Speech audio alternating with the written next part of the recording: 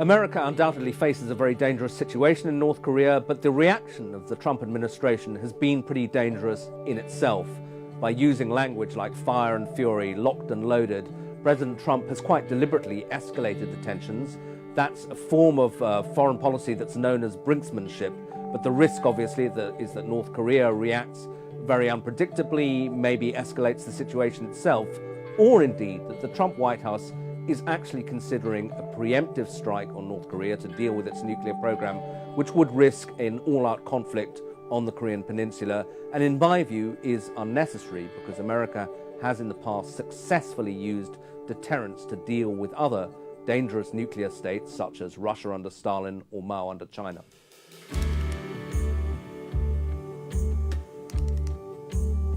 The North Korean crisis is all the more unsettling because it's taking place at the same time as an acute domestic political crisis in the United States, with the investigation by the former FBI Director Robert Mueller now getting much closer to the Trump White House as it probes the links between the Russian government and the Trump election campaign. The danger for that is twofold. First, that Mr. Trump may be tempted, as other leaders have been in history, to use a foreign crisis as a distraction from his domestic problems and maybe as a way of rallying support domestically.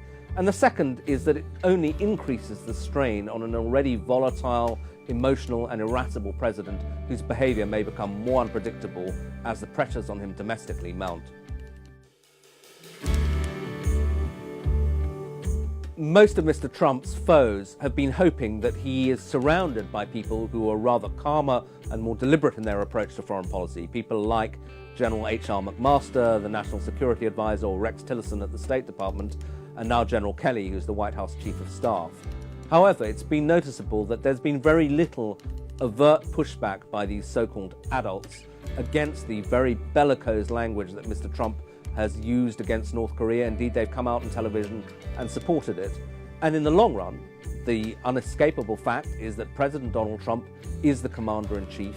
He has tremendous power, particularly, unfortunately, over the use of nuclear weapons, where the president cannot be countermanded if he decides to author a nuclear strike. Many people unsettled by the presidency of Donald Trump are treating it like a kind of bad dream, hoping that perhaps he will be forced from office or that he will just serve one term and that America will then go back to a more normal state in politics.